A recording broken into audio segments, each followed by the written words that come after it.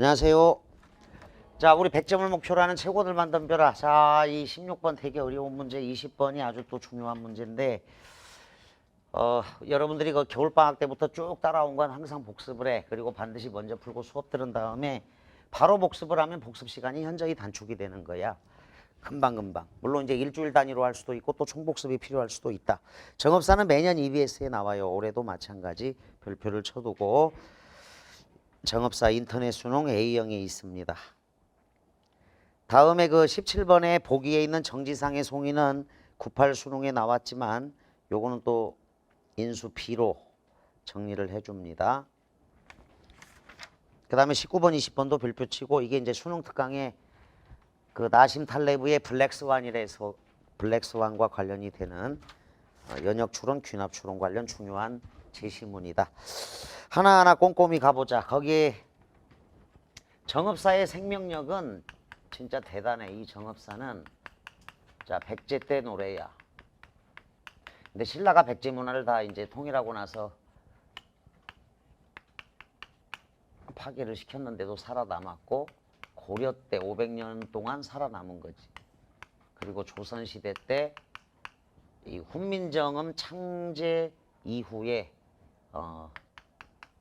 이제 그때까지 노래로 불려졌어. 그러니까 여러분들 100년 전 노래 부를 수 있나? 200년 전 노래, 300년 전 노래, 뭐 관동별곡이나 면항전가 글로 알고 있죠. 음유를 아는 건 아니잖아. 물론 이제 흉내는 낼 수 있지. 시조창 있잖아, 시조창. 정살리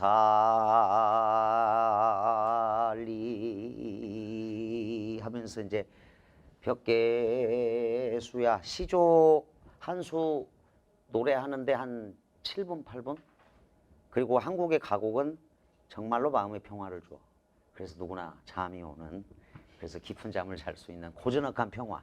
이게 이제 한국의 가곡인데 700년 전 노래를 부를 수 있는 사람은 없을 거라는 거야.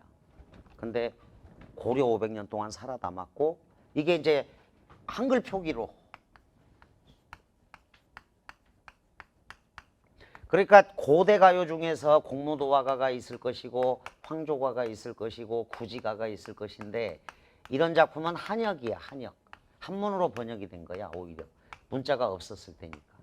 그래서 공무도화가나 황조가나 구지가는 이 고대 가요의 원형을 알 수가 없어요. 한문으로 번역한 걸 우리가 배우고 있는 거니까.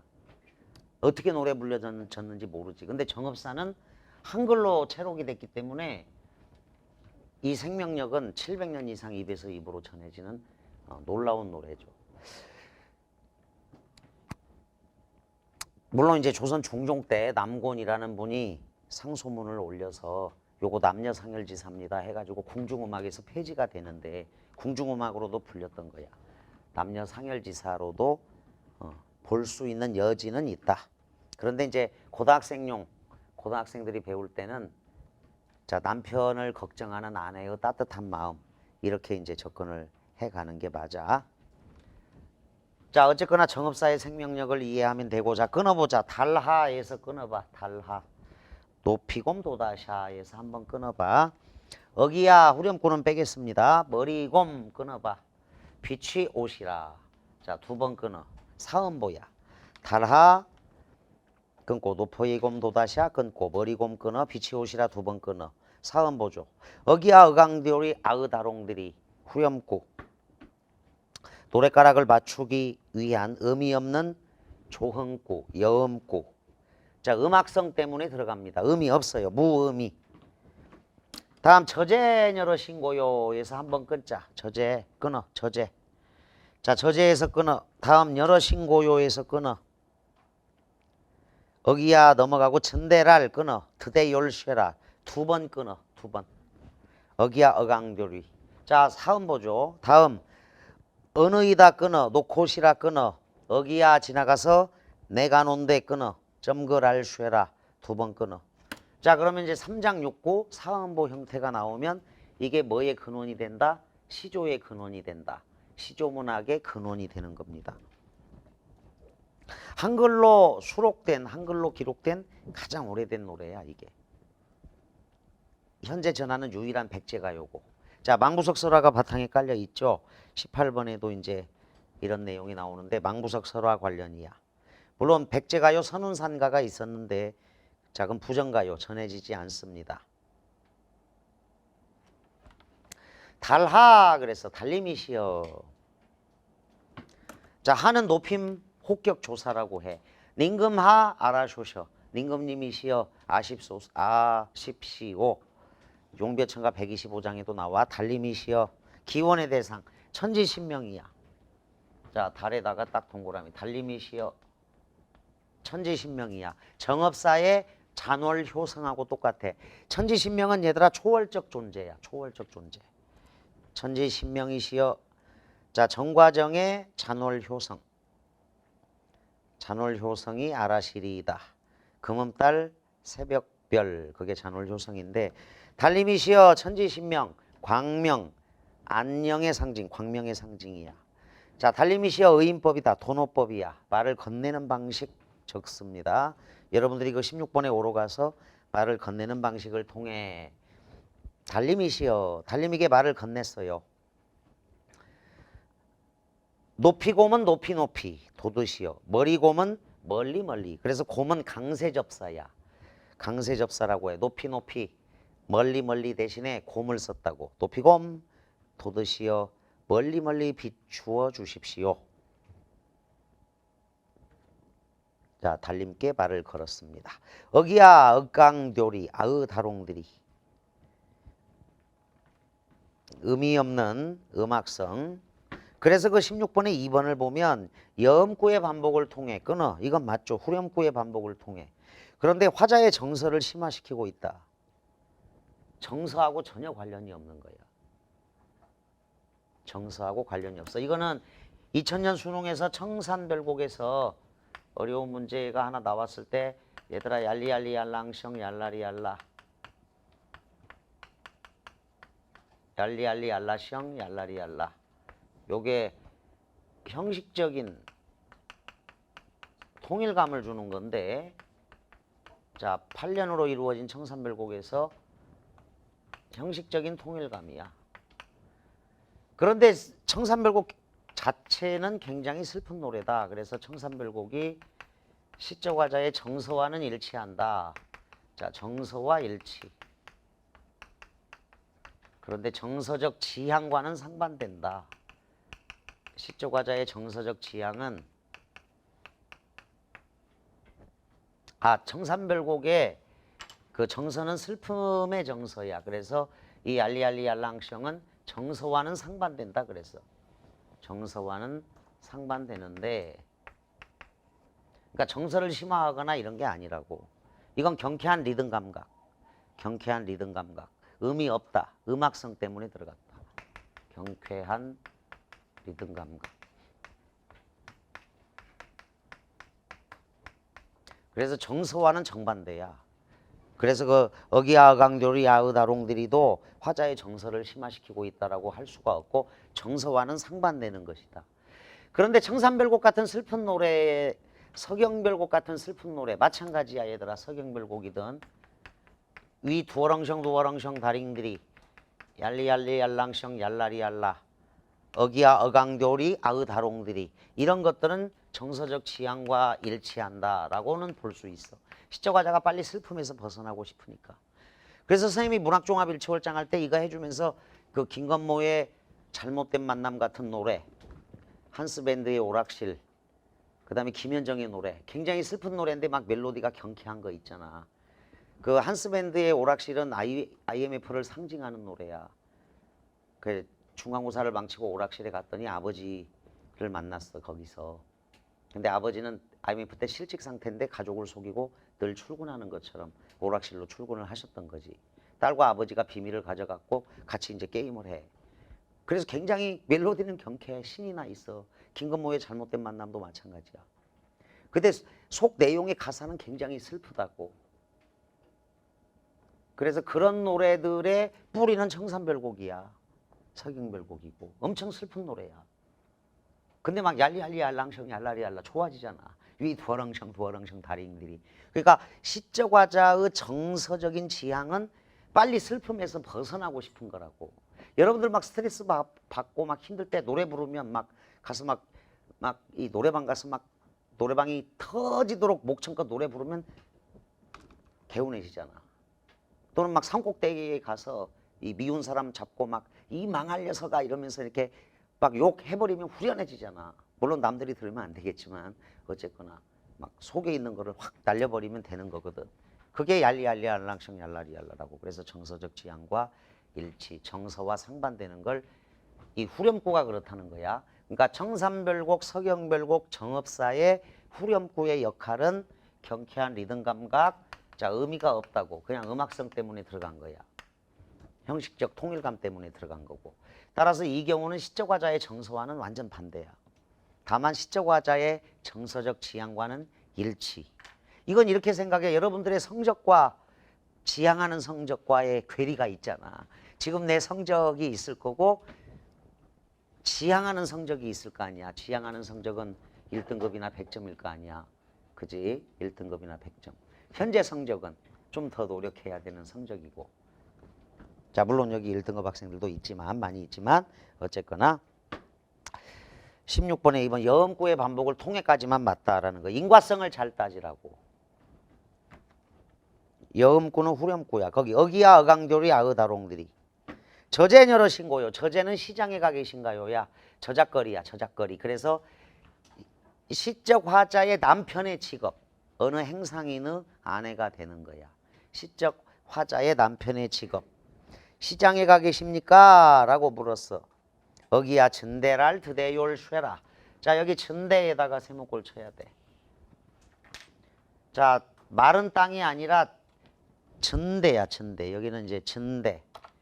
A형 작품인데 이제 고어 표기인데 이게 이제 현대어 표기는 진대야 진대. 장소야. 질척질척한 곳. 그러니까 마른 땅이 좋죠 걷기에. 질척질척한 진흙창 진곳 진땅이야 진땅. 신발이나 옷이 더러워질 거 아니야.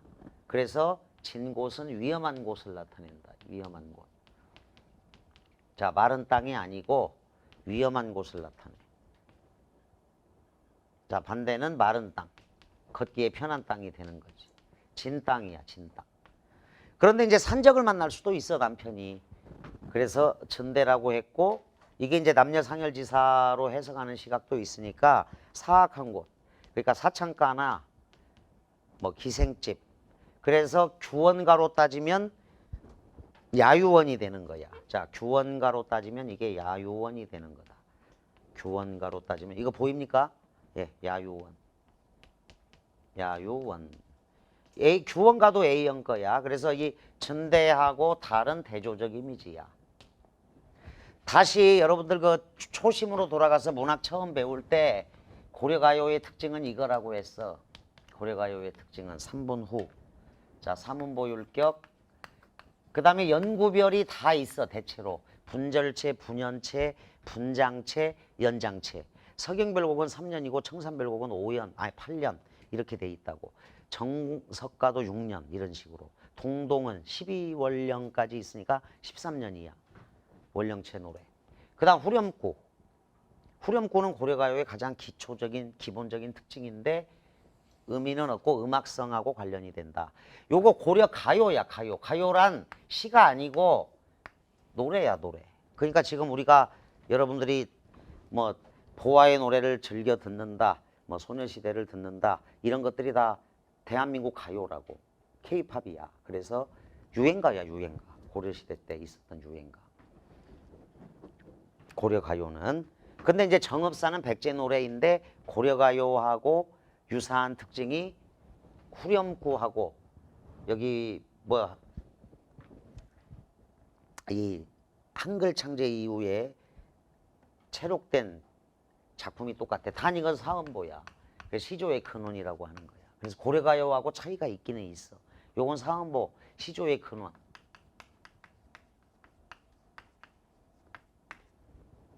그래서 이 정업사는 고려가요의 후렴구의 특징은 나타나. 후렴구의 특징. 그러니까 백제 때는 원래 후렴구가 없었을 수도 있어. 백제 때는. 통일신라를 거치면서 이제 고려가요의 특징이 들어간 거라고 볼 수도 있는 거야. 후대에 노래가 계속 불려질 때. 그러면 청산별곡처럼 서경별곡처럼 노래를 불렀을 거라는 거지. 자, 진대랄 드대 욜세라. 자, 질척질척한 땅이야. 위험한 곳, 사악한 곳. 그래서 규원가로 치면 기생집, 요리집이 되는 거야. 야유원이 된다. 자, 드대 욜쉐라에 리얼 쉐라가 있어요. 리얼 쉐라는 의심, 두려움, 염려, 걱정이야. 의구영음이라고 해서 의심, 두려움, 염려, 걱정. 진대랄 드대 욜쉐라. 어기야 어강돌이. 자, 천지신명계에 남편의 안녕을 기원한 다음 남편의 야행 치매를 걱정하고 있다. 두 번째. 크게는 3년으로 나눌 수도 있어요. 후렴구를 싹 제거하면 3년이 되는 거야. 달께 천지신명계 남편의 안녕을 기원하고 있다. 안녕을 청원하고 있다. 남편의 야행 치매를 걱정하고 있다. 이 위험한 곳은 산적을 만나면 이게 야행 치매가 이루어진다는 거야. 이게 걱정스러운 거지. 당신이 가장 중요하니까 어느 이다 놓고시라야. 어느 것이나 다 놓아버리십시오. 그러니까 산적 만나거든 산적 다 주십시오. 또는 어느 곳에나 다 놓아버리십시오. 어기야 내가 논데 내. 자, 여기서 나는 남편의 귀갓길이야. 그런데 아내의 마중길과 만나죠. 지금. 따라서 부부는 일심동체다. 내가 논데 점거랄 쇠라. 저물까 두렵습니다. 부부의 인생길로 연결되죠. 자, 그래서 남편의 무사 귀환, 무사히 집으로 돌아오는 것을 걱정하고 있는 게 세 번째 단락. 남편의 무사 귀환을 걱정하고 있다. 자, 첫 번째 단락은 천지신명께 남편의 안녕을 기원한다. 두 번째 단락 걱정 염려야. 남편의 야행 치매. 자, 결국 이건 이제 야행 치매. 돌아오는 길에 산적을 만날 수도 있으니까 야행 치매를 걱정한다. 세 번째 단락 무사 귀환을 걱정하고 있습니다. 야행 치매가 있으면 안 되죠. 전라북도 정주시 정읍시지. 정읍시. 거기에 가면 이제 정읍사공원이 있어. 이 정읍은 고유명사야. 정읍. 자, 그래서 이 글의 주제 행상 나간 남편의 안녕을 기원하는 노래다. 윗글에 대한 설명으로 적절하지 않은 것은을 물었습니다. 1번 대조적인 시어를 활용했죠. 끊어.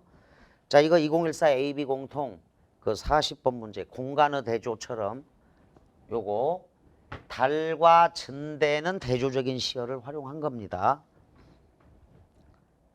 자, 달은 밝음의 상징, 진대는 또 어둠의 상징, 위험한 곳, 사악한 곳, 질척질척한 땅이야. 화자의 소망을 강조하죠. 따라서 진대로부터 벗어나서 안전하게 돌아오기를 소망합니다. 2번 여음구의 반복은 있습니다. 3번 인격화된 대상을 향한 달하 그랬죠. 화자의 기원적 어조. 자, 빛이 오시라. 높이곰 도드샤 머리곰 빛이 오시라. 자, 소망의 어조, 기원의 어조. 4. 상징적 소재를 활용했죠. 여기 달과 진대가 상징적 소재가 되는 거야. 달과 진대가. 주제의식을 효과적으로 드러냅니다. 이미 어둠에서 벗어나기를 바라는 마음이죠. 5번 말을 건네는 방식을 통하고 있습니다. 달아 빛이 오시라. 그 다음에 남편에게도 말을 건네고 있어요. 저자녀로 신고요? 시장에 가 계십니까? 이거 청자 남편은 지금 내 앞에 없지만 말을 건넸지. 시장에 가 계신가요? 물음표. 그 다음 어느이다 놓고시라. 어느 것이나 다 놓아버리십시오. 따라서 화자의 정서를 직설적으로 드러내고 있습니다. 근데 그 16번의 오로 간 녀석들은 18번의 1번으로 연결을 해라. 18번의 1번을 보면 달하라고 달을 부르는 데서 화자가 달에게 말을 건네고 있음을 확인할 수 있다. 그 다음에 남편한테도 저제녀로 신고요 그랬어. 시장에 가 계시지요? 이렇게 달과 남편에게 말을 건네지만 대화체 대화는 아니고 말을 건네는 방식이래. 결국 독백인 거지. 결국 독백이야. 자, 말을 건네는 방식 결국 독백. 야, 대화체이지만 결국은 독백이다.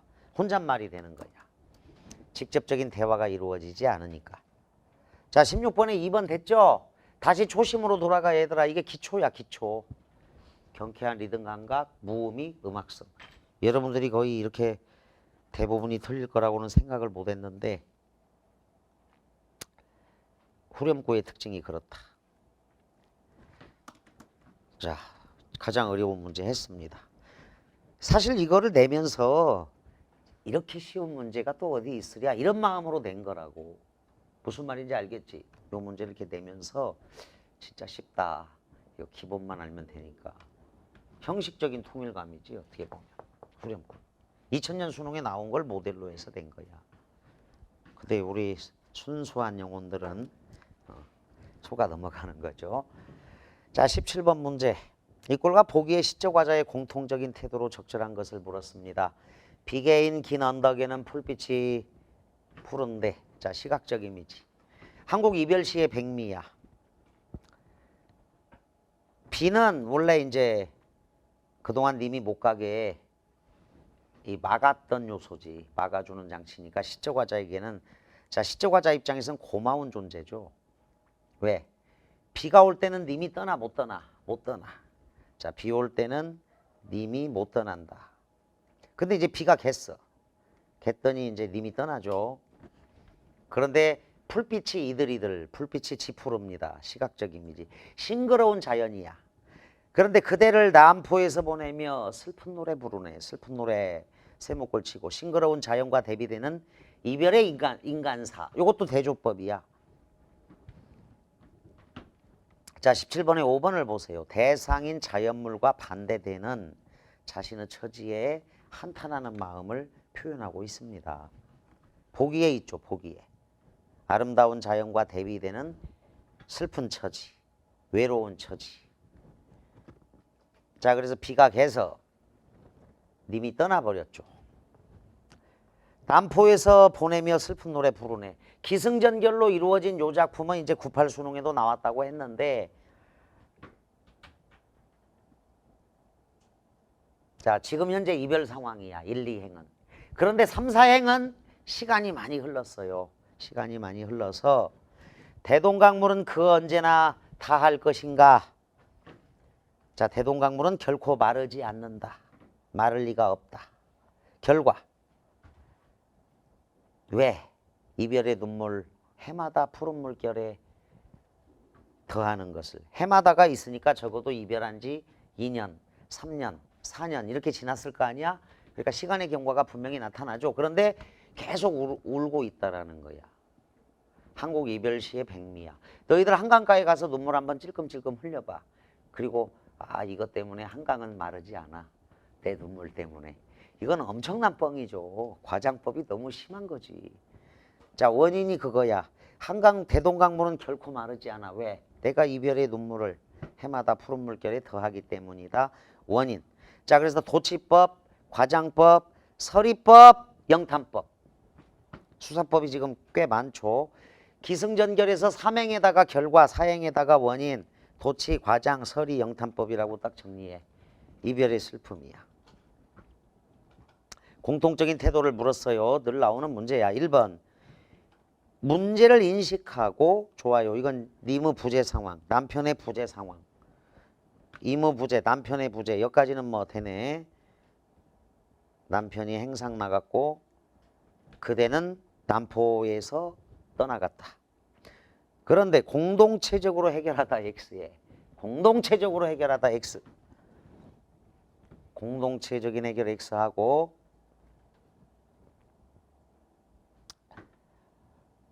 너랑 나랑 우리 서로 함께 같이 더불어 손잡고. 이게 공동체 의식이야.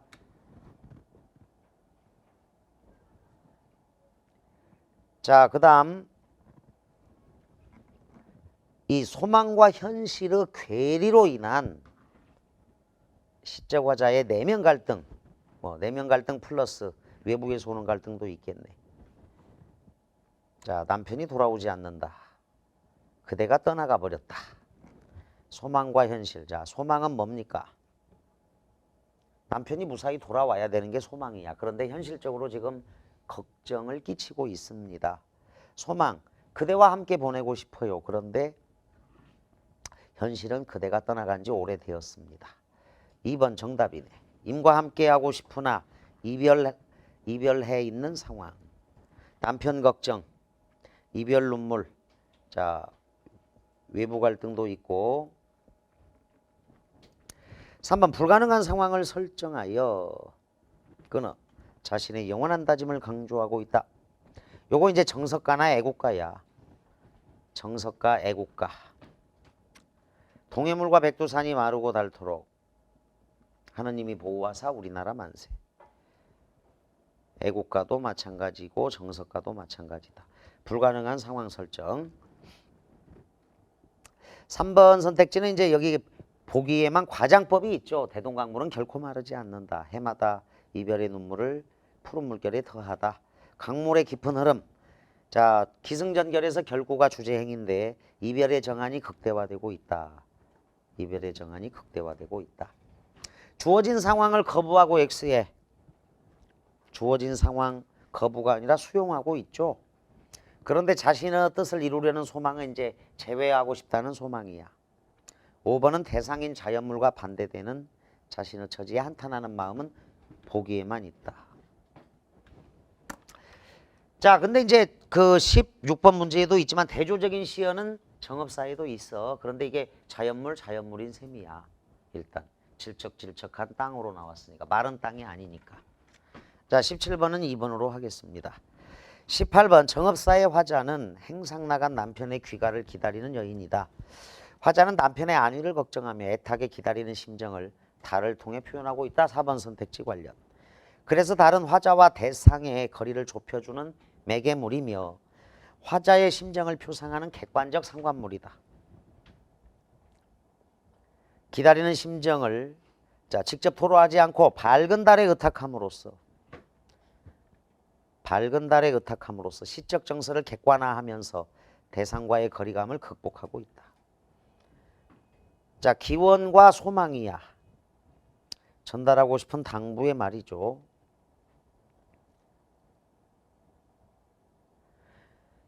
여기 지금 기다리는 심정을 직접 토로하지 않고 밝은 달에 의탁했다라는 표현. 자, 무사히 돌아오십시오라는 직접적인 말은 없잖아. 그지? 남편이시여 무사히 돌아오십시오라는 말은 없죠. 직접적으로. 주제가 그런 거고. 달님이시여 높이 높이 돋아서 멀리 멀리 비추어 주십시오.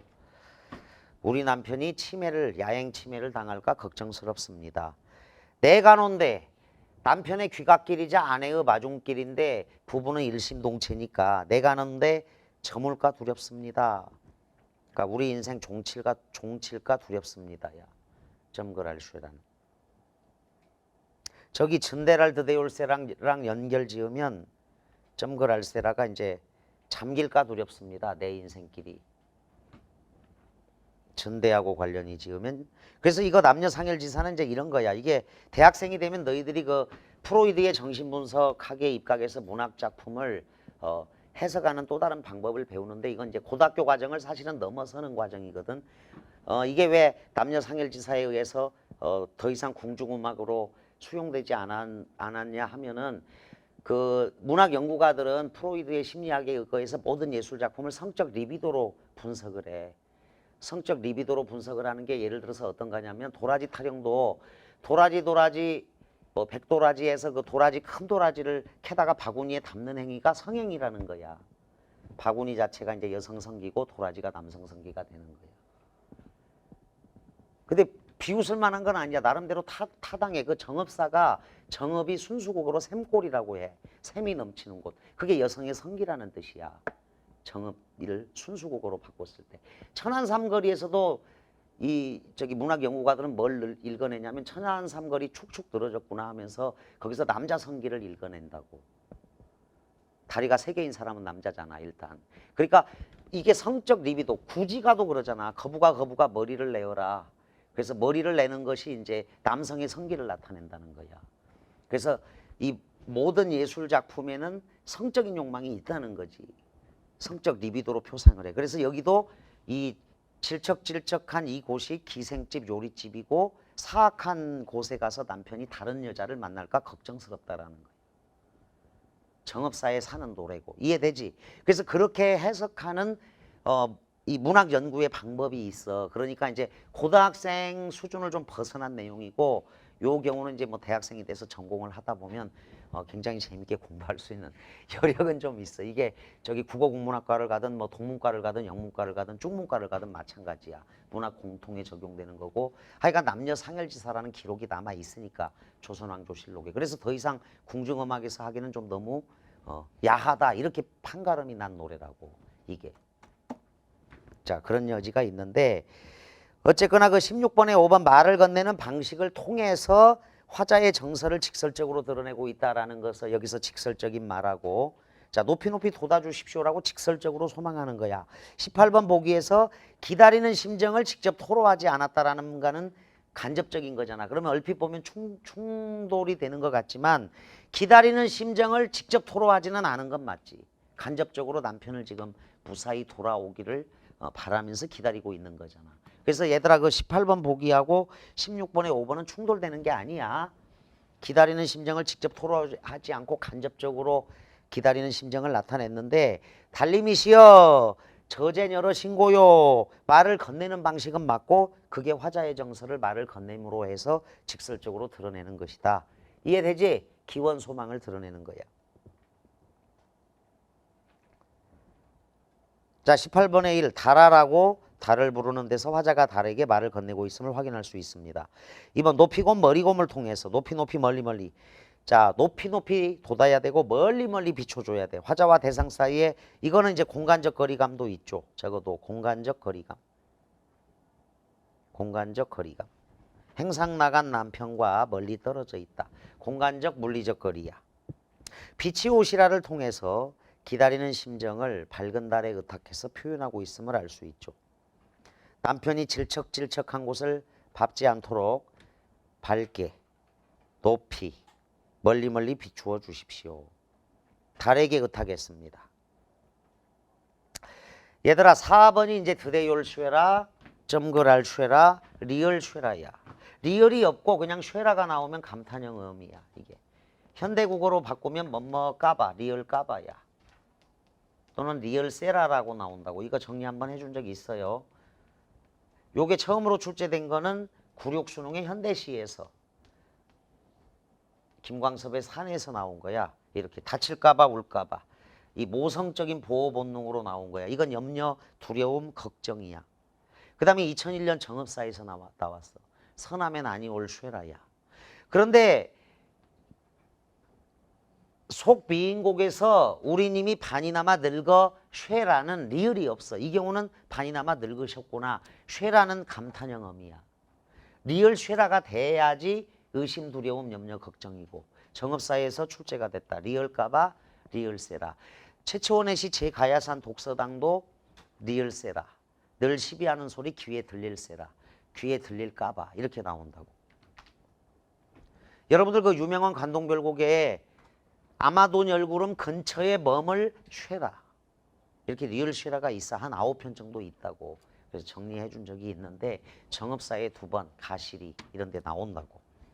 그래서 4번은 남편의 안위를 걱정하는 마음, 걱정, 염려, 두려움 이런 거야. 5번 어느 것이나 놓고 오십시오 또는 어느 곳에나 다 버리고 오십시오야.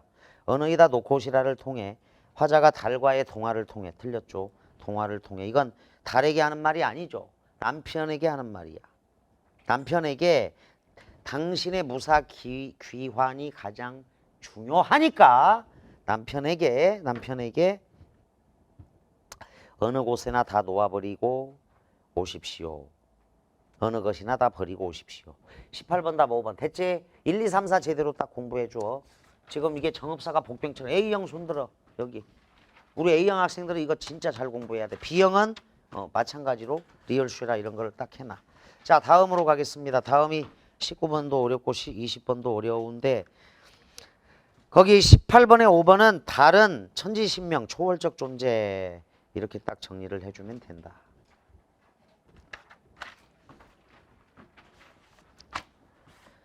자, 여기 19번 20번은 2013 수능 21, 22, 23, 24 칼포퍼의 반증주의 과학관하고도 관련이 돼. 또 2007년 수능 35번이 있는 07 수능 35번의 귀납추론, 연역추론 아주 어려운 문제로 나온 적이 있어. 그래서 이게 역대급 어려운 문제가 될 수 있기 때문에 써나 07 수능 35번, 2013 수능 21, 22, 23, 24번.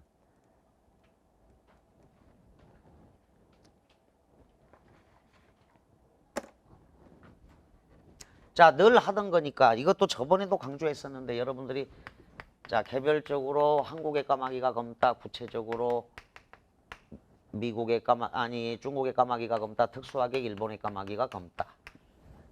개별적이고 구체적인 거에 의해서 자, 한국, 중국, 일본의 까마귀를 봤더니 결국 이 세상 모든 까마귀는 검다 이렇게 결론을 내려놨다고. 근데 얼마 전에 신문 보니까 흰 까마귀가 있더라고. 저기 합천에서.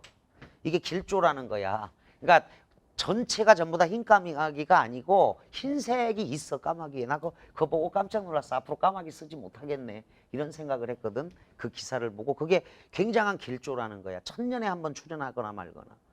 그러니까 까마귀야, 검은색이야. 근데 사진도 나와 있어, 새 사진도. 근데 하얀색이 반절 이상 있어. 야, 그래서 뭐야 이거 지금 늘 예로 들어서 까마귀 예로 들고 있는데 자, 이 귀납추론이야.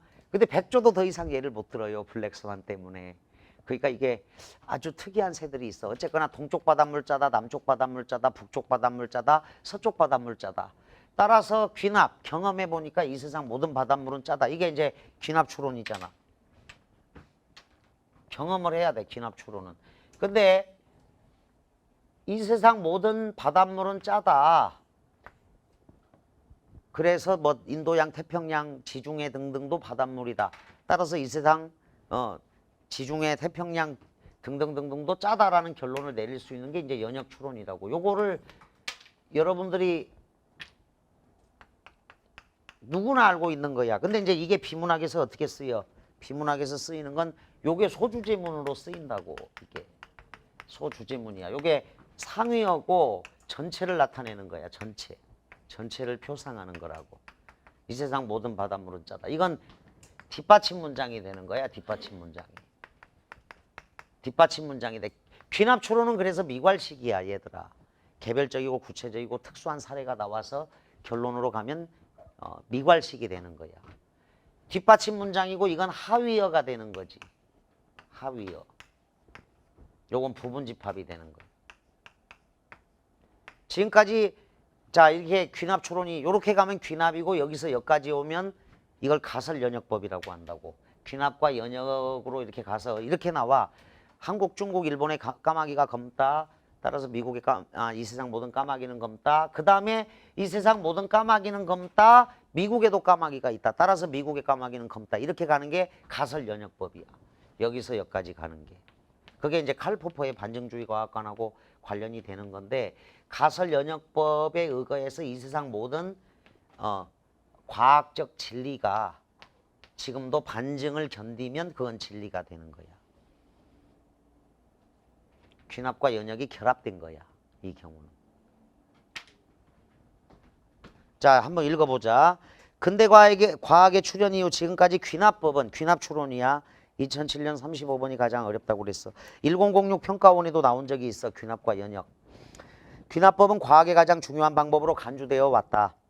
17세기 영국의 철학자 베이컨이 귀납법을 제안했을 때 그는 이 방법이야말로 과학의 새로운 탐구 방법론이 될 것이라고 주장했고 실제로 그렇게 되었다. 귀납의 원리는 다음과 같다.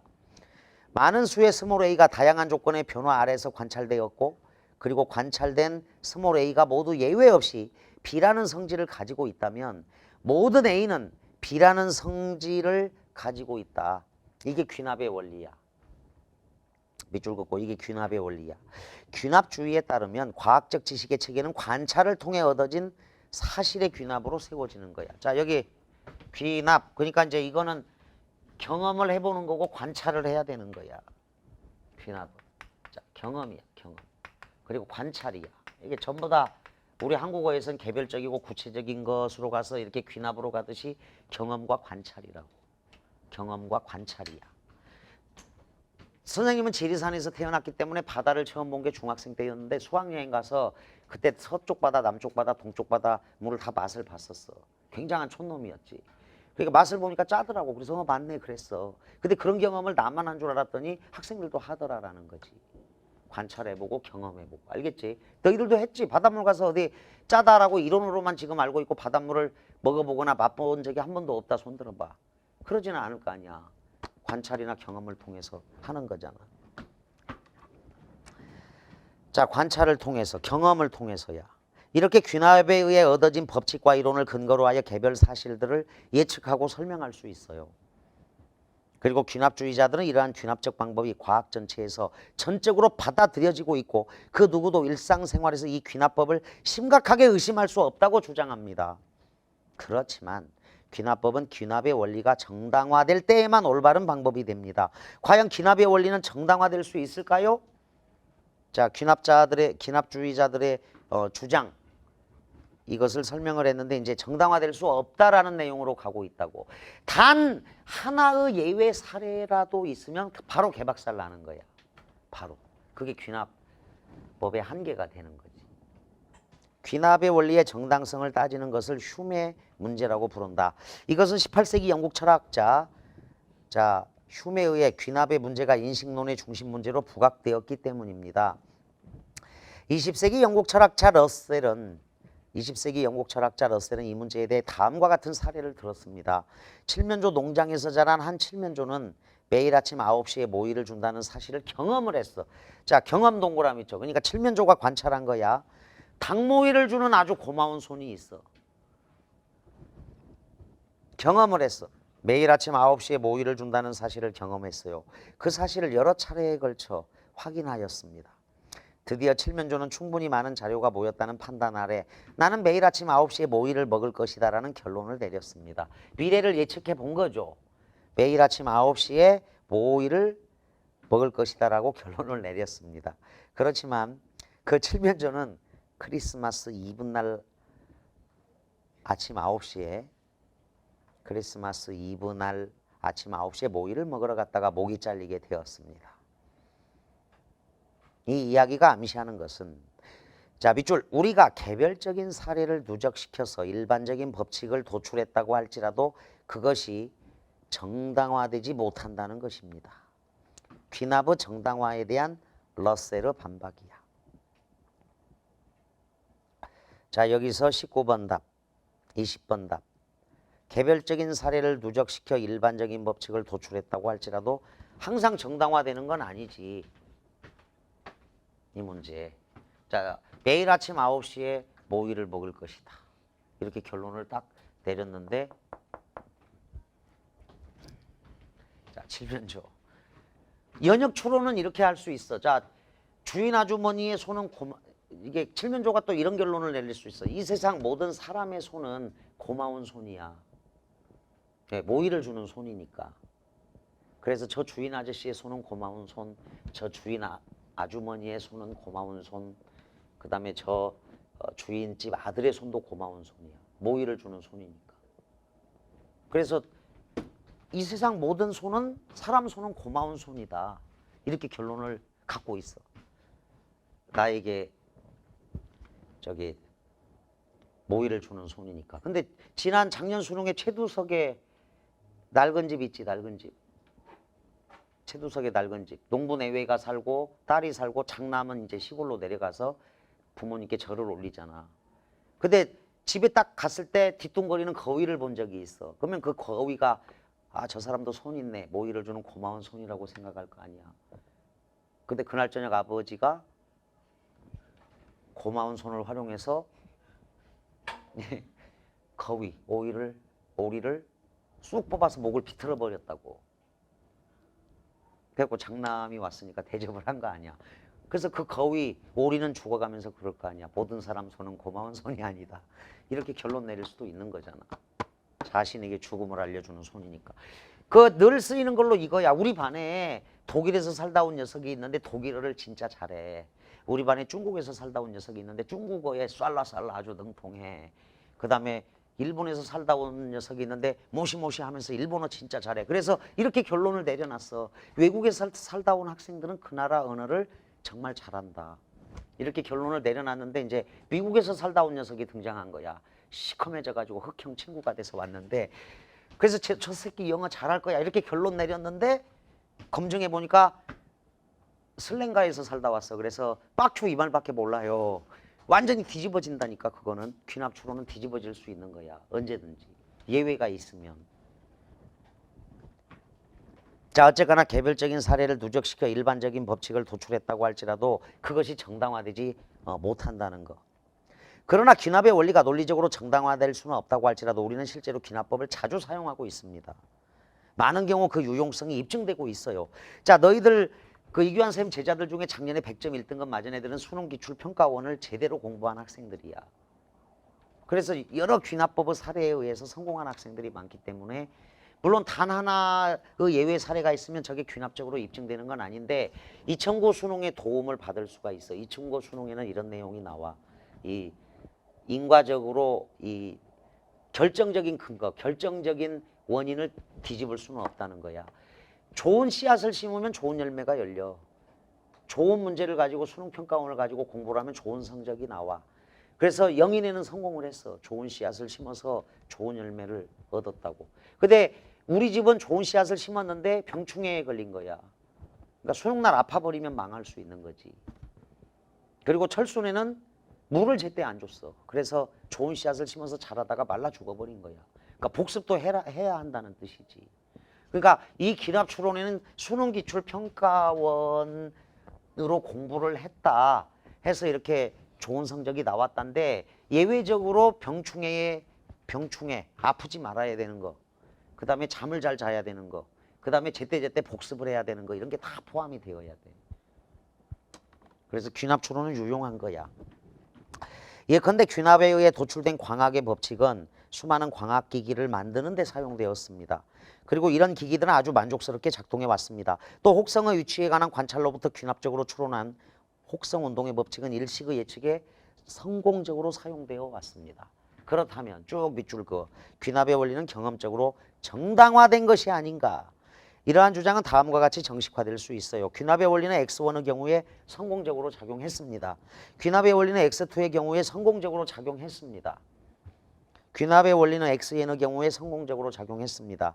귀납의 원리는 항상 성공적으로 작용한다. 그러나 세목골쳐 이러한 정식화가 보여주는 것은 귀납의 원리를 정당화하기 위해 바로 문제의 귀납법을 사용하고 있다는 점이죠.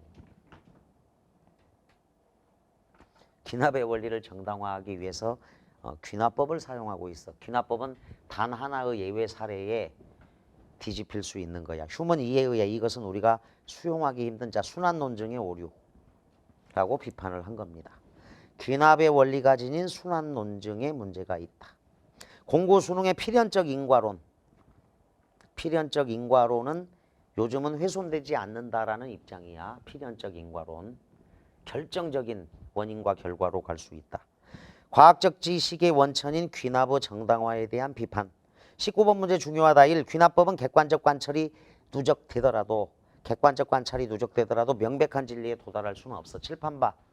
아까 선생님이 독일, 중국, 일본에서 살다 온 학생의 예에서 보듯이 외국에서 살다 온 학생들은 그 나라 언어를 아주 잘한다 라는 결론을 내렸는데 그게 성급한 일반화가 될 수가 있다는 거야.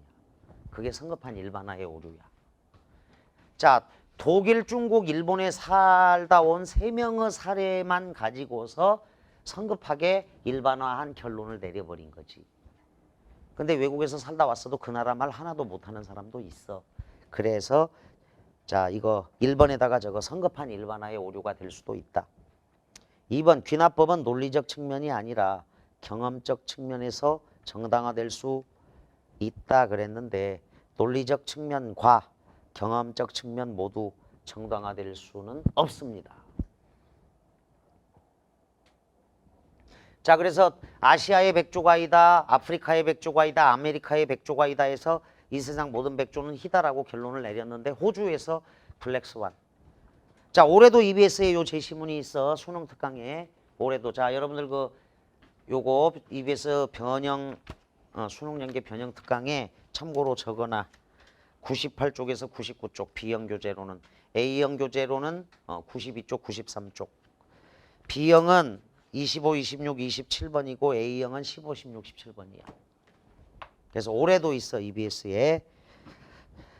자, 순환 논증의 오류하고 성급한 일반화의 오류 알아두고, 이번 귀납법은 논리적 측면과 경험적 측면 모두에서 정당화될 수는 없습니다. 논리적 측면에서 정당화될 수 없는 건 맨 마지막 단락 순환 논증의 오류 때문이야. 귀납의 원리를 정당화하기 위해 귀납법을 사용하고 있기 때문이고, 그 다음 경험적 측면에서 정당화될 수 없는 것은 자, 러셀의 칠면조 사례, 러셀의 칠면조 사례야. 2번 답 3. 귀납법은 과거의 사례를 통해 미래를 예측하는 데 쓰이기도 합니다.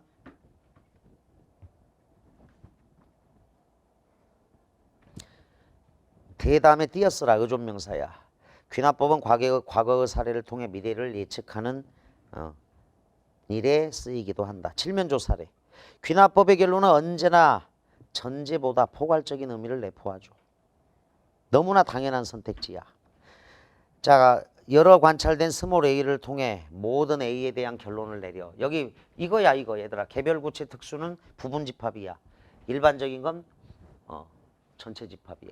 개나리 진달래 장미는 꽃인데 아름다워. 그러면 이 세상 모든 꽃은 아름답다 이렇게 가는 거지. 그래서 4번 맞아. 결론은 언제나 전제보다 포괄적인 의미. 저거 일반 보편 포괄적인 결론이야. 5. 귀납법에서는 대상에 대한 관찰이나 경험이 중요한 요소입니다.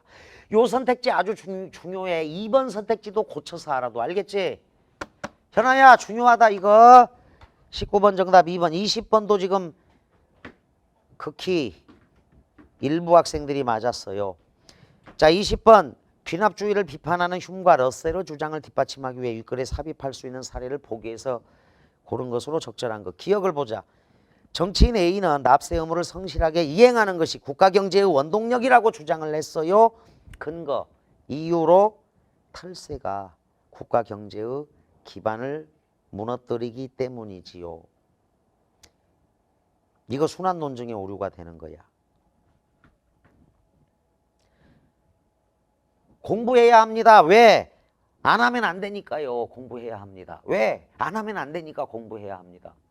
안 하면 왜 안 되는데 라는 설명을 안 해. 수능에는 이렇게 나왔어. 신은 존재한다. 왜? 성경에 기록되어 있으니까. 그리고 성경은 모두 진리이다. 왜? 신의 계시이니까. 이렇게 출제된 수능 문제가 95 수능이야. 적어도. 순환 논증의 오류도 출제됐어. 신은 존재한다. 왜? 성경에 기록되어 있으니까. 그리고 성경은 모두 다 진리이다. 왜? 신의 계시이니까. 그러니까 신은 존재한다. 이렇게 주장을 했으면 근거를 대야 되잖아. 그 근거가 성경이야. 그런데 성경이 그러면 왜 진리냐라고 물어보면 신의 계시라는 거야. 그래서 결국은 돌고 돌아 계속 논증을 해야 되는데 근거를 대야 되는데 전제를 끌어와 버려. 귀납법을 가지고 계속 도는 거야 이게. 납세 의무를 성실하게 이행하는 것이 국가경제의 원동력입니다. 왜? 납세 의무를 하지 않는 탈세는 국가경제의 기반을 무너뜨리기 때문입니다. 왜 무너뜨린지에 대한 설명이 없어. 자, 기억은 얘들아 순환 논증의 오류가 되는 거야. 납세 의무를 성실하게 이행하는 것이 국가경제의 원동력입니다에다가 결론. 근데 근거, 전제는 탈세, 즉 납세 의무를 성실하게 이행하지 않는 것은 국가경제의 기반을 무너뜨리기 때문입니다. 왜 무너뜨리는지에 대한 설명 없지. 물론 이제 그리스의 사례를 갖다 와야지. 끌어와야 돼. 그리스의 사례를. 근거를 그리스의 사례를 들어야 되는데 여러분 공부 열심히 해야 합니다. 왜? 안 하면 안 되니까요. 공부해야 하니까요. 자, 이렇게 되는 거지. 여러분 공부 열심히 해야 합니다. 공부를 안 하면 안 되니까요. 이렇게 근거를 대면 안 되지. 자, 니은.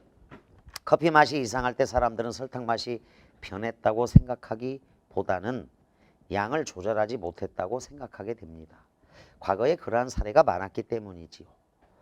자, 이건 귀납법이야. 니은 자체는. 과거의 경험을 토대로 추리한 사례. 귀납법의 사례. 근데 니은 자체는 이 내용에서 틀렸다고 말하기 어려워. 니은 자체는. 디거 낸프로 농구단은 지난해 포지션별로 우수한 선수들을 영입했습니다. 그러나 팀플레이가 이루어지지 않았기 때문에 팀워크. 올해도 경기 결과는 좋지 않았습니다. 자, 이거는 이제 결합의 오류, 합성의 오류. 부분의 합이 전체가 될 수 있다고 생각하는 오류야. 결합의 오류, 합성의 오류. 그러니까 축구에서 뛰어난 선수들, 자, 뛰어난 선수를 무려 포지션별로 3명이나 영입했어. 투수도 영입했고 막 저기 뭐야 중견수도 영입을 했고 강타자도 영입을 했어. 근데 각각 따로따로 놀아버리면 성적이 좋아 안 좋아? 안 좋거든. 팀워크가 돼야 돼. 농구나 뭐 배구나 야구나 다 마찬가지야. 팀플레이가 이루어져야 된다. 그래서 각 선수의 능력은 뛰어나 보이지만 형편없는 성적이 나올 때가 있다고. 디귿은 결합의 오류, 합성의 오류다. 리얼은 네덜란드의 한 탐험가가 18세기 호주에서 흙고니를 발견하면서 수천 년 동안 모든 백조는 희다고 생각을 했던 통념 세모골, 통념이 깨지게 되었고 이 충격에서 블랙스완이라는 용어가 유래하였습니다. 관찰과 경험의 바탕을 둔 과학적 예측일지라도 자, 예측에서 벗어난 일이 발생할 수 있습니다. 이것도 성급한 일반화의 오류가 되는 거죠. 리얼 자체가. 이 블랙스완이 올해 EBS에도 있다. 예시 문제도 있어. 경험적 인식의 한계, 적어도 경험적 인식의 한계가 되고 성급한 일반화의 오류가 되는 거야. 경험적 인식의 한계가 있어. 따라서 이 경험적 인식의 한계를 극복하려면 충분히 많은 아주 많은 근거들의 뒷받침이 있어야 돼. 그럼에도 불구하고 단 하나의 예외 사례가 있으면 귀납추론은 박살나는 거예요. 단 하나의 예외 사례가 있다 하더라도. 그래서 이제 2013 수능 칼포퍼의 반증주의 과학관에서는 까마귀의 사례가 나왔거든. 근데 이게 까마귀 중에 하얀 색깔이 있는 까마귀가 있다라는 것이 오늘 길조라고 이렇게 올해 보도가 돼서 요걸 예로 쓰기는 또 적절하지 않을 수도 있는 사례인데 어쨌거나 이렇게 귀납에 의거해서 진리에 도달했다 하더라도 끝없이 반증, 예외 사례를 찾아내게 되어 있다고. 근데 그 예외 사례를 견디어낸 것들이 과학적 진리야. 현재까지. 물은 높은 데서 낮은 데로 흐른다. 이런 게 이제 과학적 진리가 되는 것은 반증을 이겨냈기 때문이야. 반증을. 자, 그래서 여기 20번의 기억은 순환 논중의 오류가 제시문의 마지막 단락. 그리고 리얼은 거기 러셀의 칠면조 사례. 얘들아, 기억은 그 데이비드 휴메 순환 논증이라고 비판하였다. 순환 논증은 그 예로 적거나 신은 존재한다. 왜? 성경에 기록되어 있으니까. 성경의 기록은 모두 진리이다. 왜? 신의 계시이니까. 그래서 이게 순환 논증의 오류가 되는 거고 20번의 기억 순환 논증의 오류, 20번의 리얼은 성급한 일반화의 오류가 돼. 칠면조가 결론 내리기를 나는 매일 아침 9시에 모이를 먹을 것이다. 자, 디귿은 결합 합성의 오류인데 팀플레이에다가 팀워크와 정신력 이렇게 딱 적어줘. 여러분들이.